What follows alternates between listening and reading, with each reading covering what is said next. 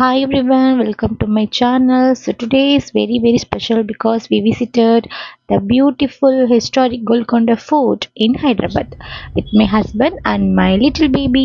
Okay, நம்ம இப்போ reach ஆயிட்டோம். அது பின்னாடி இருக்குல்ல, இதான் வந்து ஃபோர்ட். இதுவும் அங்கே இருக்குல்ல, அது வந்து டிக்கெட் கவுண்டர். நீங்கள் அங்கே போய் வந்து டிக்கெட் எடுத்தீங்க அப்படின்னா வந்து அடல்ட்டுக்கு 30 ருபீஸ். ஓகே, ஃபாரினர்ஸ்க்கு வந்து 300 ருபீஸ். ஒரு நீங்கள் ஸ்கேன் பண்ணீங்க அப்படின்னா உங்களுக்கு வந்து 20 to 25 ருபீஸ் வந்து பெர் அடல்ட்டுக்கு.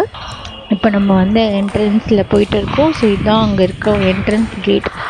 ரொம்ப செம்ம ஹைட்டு, ரொம்ப பெருசாக வேற இருக்குது.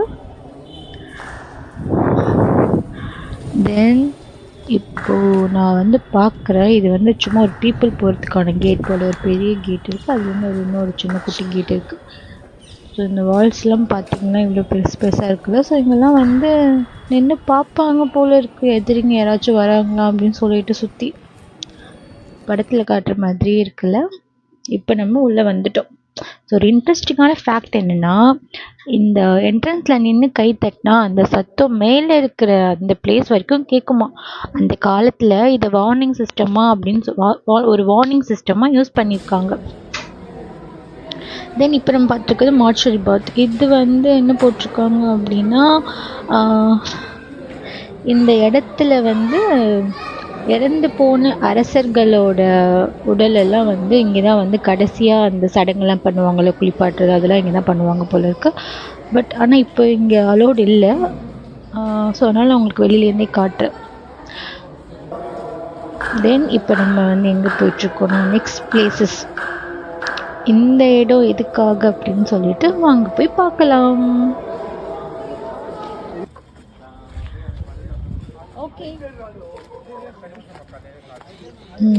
என்ன போட்டிருக்கோம், it is one of the most impressive building.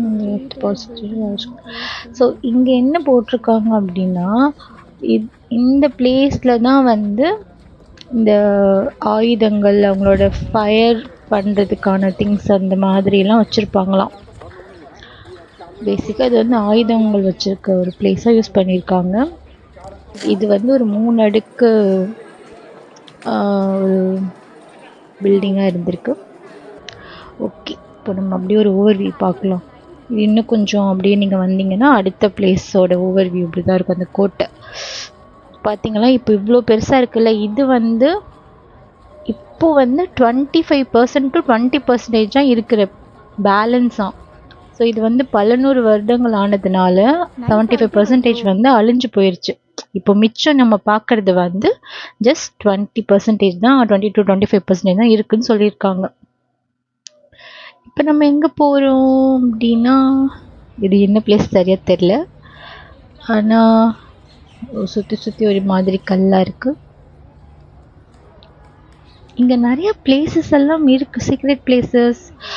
And ராஜா ராணியோட மீட்டிங் ரூம், பாத்ரூம் நிறைய இருக்குது. மேபி இதெல்லாம் வந்து முழுசாக இல்லைன்னு நினைக்கிறேன். இதுதான் தர்பார் ஹால் சொல்லுவாங்கன்னு நினைக்கிறேன், எக்ஸாக்டாக தெரியல. ஆனால் இங்கே அலோடு இல்லை சொல்லிட்டாங்க. ஸோ நாங்கள் திரும்பி வந்துட்டோம். இப்போது நம்ம அப்படியே நடந்து அங்கே ஒரு பார்க் இருக்குது, போயிட்டுருக்கோம். இங்கே நினச்சி பாருங்களேன், ராஜா ராணிலாம் அந்த காலத்தில் இங்கே தான் தங்கியிருக்காங்களாம். அப்புறம் வந்து இப்போது வால்ஸ் மட்டும்தான் இருக்குது. ஆனால் அந்த காலத்தில் இது அழகான, ரொம்ப அலங்காரங்கள்லாம் பண்ணி அவ்வளோ அழகாக இருந்திருக்கும்ல. அங்கே நிற்கும் போது தான் அந்த காலத்தில் எப்படிலாம் வாழ்ந்திருக்காங்க அப்படின்னு சொல்லி இமேஜின்லாம் பண்ணி பார்க்கணுன்னு தோணும். So it's very different feel வரும். இங்கே வேர்ல்டு ஃபேமஸ் கோஹினூர் அப்படிங்கிற ஒரு டைமண்ட் இங்கே தான் இருந்துச்சு அப்படின்னு சொல்கிறாங்க. ஆனால் அது இப்போ வந்து இங்கே இல்லை போல இருக்குது. பிரிட்டிஷ் காலத்தில் ஏதோ எடுத்துகிட்டு போயிட்டாங்கன்னு. ஃபஸ்ட்டு இந்த கோட்டை வந்து 800 வருஷத்துக்கு முன்னாடி கட்டியிருக்காங்க. எப்படின்னா மணல் கோட்டையாக இருந்திருக்கு. அதுக்கப்புறம் வந்து குதுப் ஹாகி அப்படிங்கிற வந்து ஒரு அரசர் பெரிய கல்லெல்லாம் வச்சு ஒரு கல் கோட்டையாக கட்டியிருக்காரு. அதுக்கப்புறம் இந்த கோல்கொண்டா ஃபோர்ட் வந்து வைர பிஸ்னஸ்க்கு வந்து ஒரு பெரிய ஃபேமஸான இடமாவும் இருந்திருக்கு. அதுக்கப்புறம் இந்த கோட்டைய வந்து யாரோ கைப்பற்றிட்டாங்க. அவுரங்கசீப் வந்து இந்த கோட்டைய வந்து கைப்பற்றிட்டாங்க. அதுக்கப்புறம் இது கொஞ்சம் கொஞ்சமா அப்படியே வந்து டிஸ்ட்ராய் ஆக ஆரம்பிச்சிருச்சு. ஸோ இப்போ ரொம்ப வருஷம் கழிச்சு இது ஒரு ஃபேமஸ் சுற்றுலா தலம் அப்படின்னு சொல்ற மாதிரி இதை வந்து கவர்மெண்ட் வந்து வச்சிருக்காங்க. இங்கே இருக்குல்ல இது, இங்கே தான் வந்து தீப்பந்தெல்லாம் வச்சுருப்பாங்களாம்.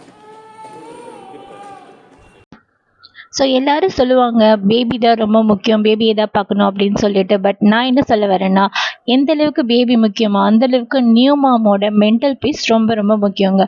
ஏன்னா ஃபஸ்ட்டு நம்ம ஹெல்த்தியாக இருந்தால் தான் பேபியை பார்த்துக்க முடியும். ஸோ ஹெல்தி வைஸ் முக்கியம், மைண்ட் வைஸ் ரொம்ப ரொம்ப முக்கியம். ஸோ கூட இருக்கவங்க சுற்றி இருக்கவங்க எல்லாரும் இந்த ஃபீலிங்கை புரிஞ்சுக்கிட்டு, ஸோ ஸ்ட்ரெஸ், டிப்ரெஷன், டென்ஷன் இதெல்லாம் வந்து ஒரு நியூ மாமுக்கு காமன். ஸோ அவங்களுக்கு கொஞ்சம் சேஃபாக வச்சுக்கணும், கொஞ்சம் ஹெல்ப் பண்ணணும். ஃபஸ்ட்டு கொஞ்சம் நேரம் தூங்க வைக்கணும். பேபியும் ஈவன் மதர் கூட உங்களால் என்ன ஹெல்ப் பண்ண முடியுமோ அதெல்லாம் வந்து பேபிக்கும் ஆஸ் அ டைம் மதருக்கும் பண்ணுங்க. ஈவன் ஹஸ்பண்ட்ஸ் கூட வந்து ஸோ பிரெஸ்ட் ஃபீட் பண்ணுறாங்க மம்மிஸ் அப்படின்னா டேடி வந்து பர்ப் பண்ணுறது, கொஞ்ச நேரம் தூக்கி வச்சுக்கிறது, ஸோ இந்த மாதிரி ஹெல்ப் பண்ணுங்க. கண்டிப்பாக மாம்ஸ் கொஞ்சம் ரிலாக்ஸாக ஃபீல் பண்ணுவாங்க. போஸ்ட்மார்ட்டம் டிப்ரெஷன் இதுலேருந்து அவாய்ட் பண்ண முடியும். அவ்வளோதான், நம்ம வெளில வந்துட்டோம். நெக்ஸ்ட் vlogல பார்ப்போம். பாய்.